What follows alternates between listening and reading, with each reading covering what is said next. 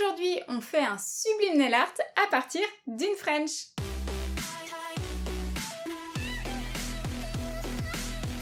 Salut à tous, j'espère que vous allez bien. Dans la vidéo du jour, je vais vous donner une idée de nail art simple à réaliser et qui donne un résultat très moderne. Pour ça, on va d'abord réaliser une French sur des ongles en gel. Allez, c'est parti, je vous montre toutes les étapes. D'abord, je regarde un peu la repousse avant de commencer mon remplissage. Je vais pas trop entamer la construction, alors un grain doux suffit pour retirer le nail art. Par contre, pour ne pas avoir à forcer ou appuyer, je suis sur une bonne vitesse d'environ 25 000 à 30 000 RPM. Et pour ne pas riper sur la plaque ou les cuticules, toujours de haut en bas. Je redresse systématiquement l'axe horizontal et j'en profite pour nettoyer l'axe inférieur. Donc s'il faut poncer intégralement l'ongle naturel, je le fais sans hésiter. Puis à la lime, je fais la mise en forme. La longueur a déjà été réduite à la ponceuse. Alors d'abord, je m'occupe des parallèles qui doivent être rentrantes comme un V. C'est valable pour toutes les formes arrondies comme l'amande par exemple. Et une fois que les côtés sont symétriques, je lime les arêtes. Pour les atteindre, je ne garde plus ma lime contre les parois, mais quasiment couchée sous l'ongle, donc bien à plat. Ce geste me permet tout simplement d'avoir un ongle droit et une ligne de cheveux assez fine. Pendant le limage de votre forme, faites très attention à ne pas casser vos points de sortie avec votre lime. Rappelez-vous qu'ils sont les piliers de votre zone de stress, donc gros danger s'ils sont retirés. À cet endroit, votre lime doit toujours être positionnée de biais. Maintenant j'y vois plus clair, je peux travailler mon curve, donc toute l'arche de l'ongle, en retirant la matière qu'il y a clairement en trop. Avant le nettoyage des cuticules, je repousse toute la membrane. C'est une étape qui me permet ensuite de travailler plus facilement sans déchirer la peau. Au passage, si vous n'êtes pas encore membre du club privé, inscrivez-vous en cliquant sur le lien en description. Je vous enverrai un mail chaque dimanche avec mes conseils.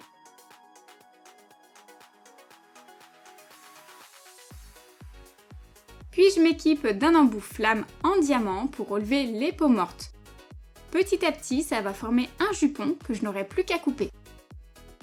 Les cuticules peuvent se travailler de différentes façons. Ce qui compte, c'est d'avoir une ponceuse puissante, ce qui permet d'avoir des gestes fluides sans creuser l'ongle. Ici, c'est la peau qu'on travaille, pas l'ongle. Et malheureusement, ça peut causer de gros dégâts, donc attention à l'inclinaison de votre fraise aussi. Vous voyez que c'est toute la moitié avant de l'embout qui fait contact. Puisque les peaux sont assez dures, j'ai choisi de couper le fameux jupon avec des lames. Il faut qu'elles soient bien tranchantes pour ne pas que ça tire.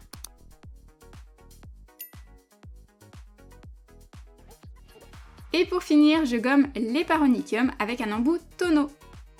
Il ne faut jamais travailler sur un ongle gras ou huileux. Pour ça, il ne faut pas oublier de déshydrater. Alors j'applique du nail prep de partout. Ensuite, s'il ne s'agit pas d'un ongle à problème, je passe directement à l'Ultra Bond. Je squeeze le primer.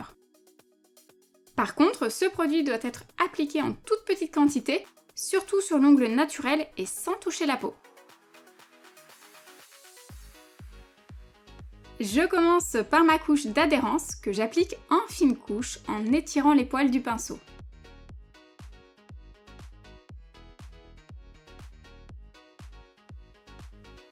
Et pour me rapprocher des cuticules, je m'équipe d'un pinceau fin, type liner assez souple au poil long.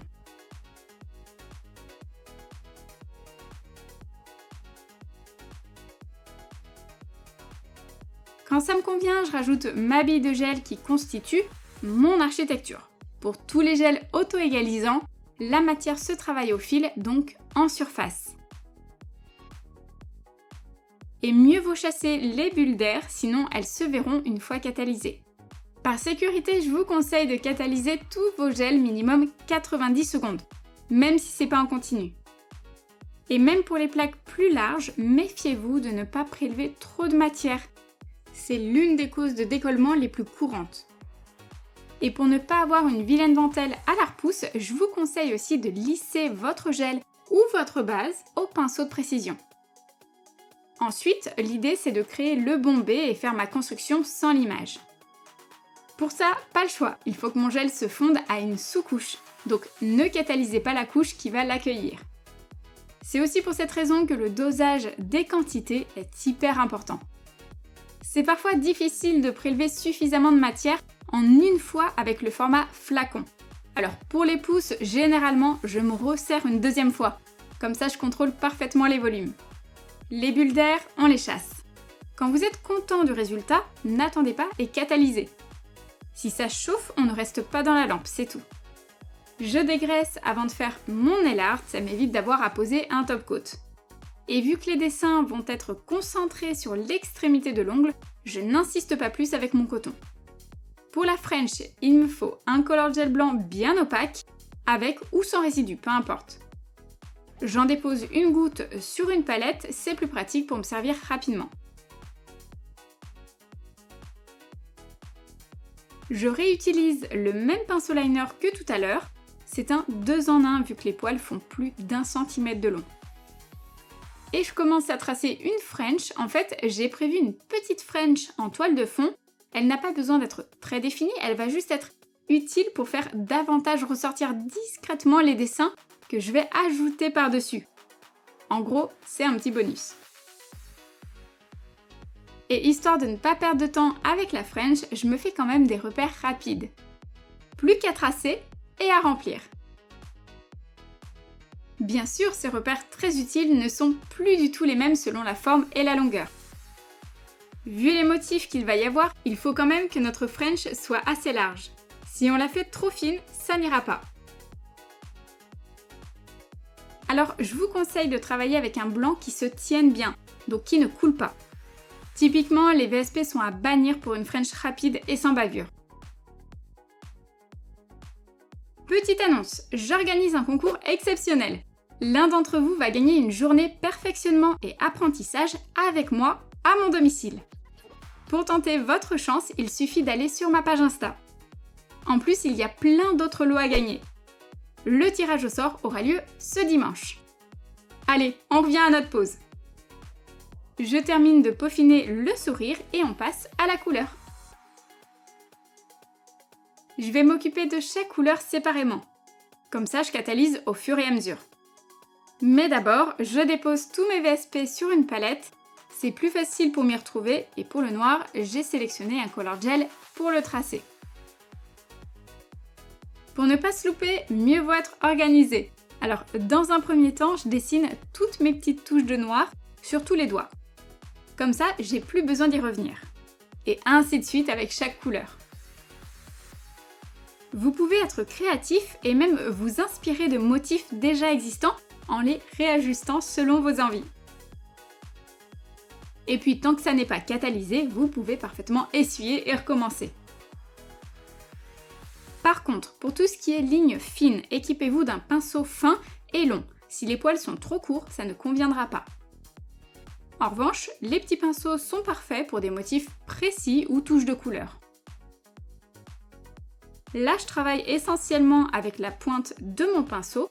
Pour ça, ils doivent être souples. Si les poils sont trop rigides, ça ne conviendra pas non plus. Et pour agrandir des traits, je préfère que ça se fasse progressivement. Commencez finement et repassez dessus pour épaissir petit à petit. Une fois que le noir est posé et surtout catalysé, alors je passe à la seconde couleur qui m'inspire et qui trouvera bien sa place dans la compo. Dans ces motifs rétro typiques des années 90, souvent très géométriques, les couleurs étaient pastel ou hyper flashy. Donc c'est très facile de mixer les deux si nécessaire. Voilà, donc c'est vraiment des motifs assez simplistes, des petits traits, des triangles et des vaguelettes. La seule chose, c'est qu'il faut quand même bien les répartir. Sinon, très vite, on n'a plus de place pour le reste. C'est le piège. Donc si vous travaillez au feeling, il faut malgré tout connaître sa trame et prévoir quelques dessins à l'avance. C'est reparti avec le rose. Évidemment, j'ai bien catalysé avant de me lancer, parce que si les couleurs se mélangent entre elles, c'est la cata. Mine de rien, c'est des nail art qui peuvent être lourds à porter, et les clientes sont parfois réticentes. Alors pour alléger tout ça, et surtout ne pas se lasser, conseillez-leur de ne pas forcément en faire sur 10 ongles pleins. Vous voyez ici tous les ongles ont du nail art, mais la repousse sera hyper discrète grâce au gel nude déjà. Et les dessins sont vraiment concentrés que sur la pointe de l'ongle. Donc finalement, c'est tout de suite plus discret qu'un ongle violet recouvert de motifs multicolores. Si au contraire vous voulez recouvrir toute la surface, alors je vous conseille de doser la répartition, en ne touchant par exemple que 2 doigts et les autres qu'avec des petits rappels.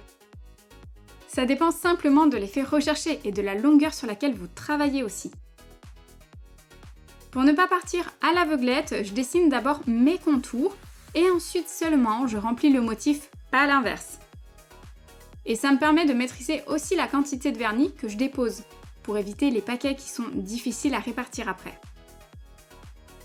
Avec notre vernis jaune, c'est pareil. Alors, j'en mets pas de partout, c'est aussi ma façon d'alléger la pose. Certains ongles n'auront pas de jaune, ça ne se remarque même pas, vu que c'est une teinte assez douce et je trouve vraiment que ça rend la pose plus harmonieuse. Ne pas reproduire exactement le même schéma au motif près sur les 10 doigts, c'est très bien comme ça. D'ailleurs, ça commence à prendre forme. Sur les pouces, j'improvise un petit rond rapidement, ça fait un petit détail bonus. Petite astuce, on est sur l'avant-dernière couleur. On remarque tout de suite sur la palette que c'est un bleu extrêmement pâle. Bien sûr, c'est volontaire d'avoir choisi cette couleur, puisque son rôle est de mieux faire ressortir les teintes qui se trouvent juste à côté. C'est une sorte d'équilibre. Ça me permet d'intensifier une couleur sans avoir besoin d'en mettre beaucoup.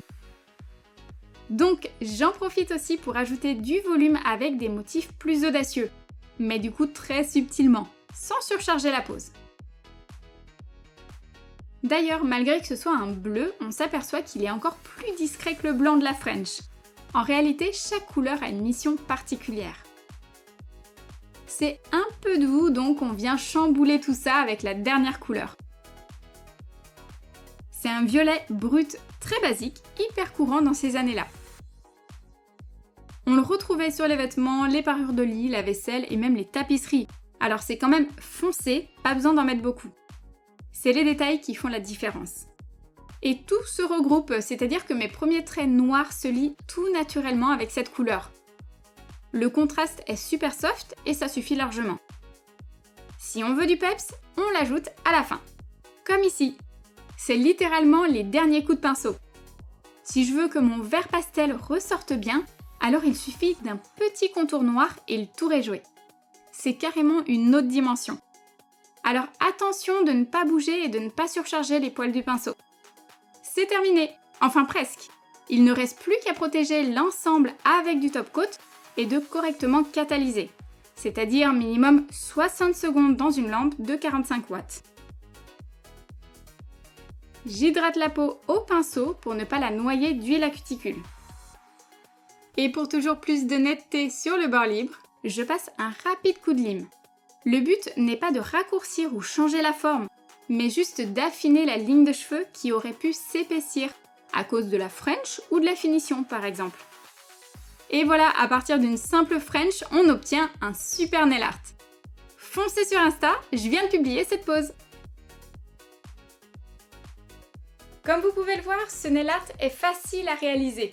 Et dessiner d'abord une French permet de mettre les motifs en valeur. N'hésitez pas à me dire en commentaire ce que vous avez pensé de cette pose. Et n'oubliez pas, pour participer au concours, ça se passe sur Instagram. Merci à tous et nous on se retrouve très vite pour une nouvelle vidéo.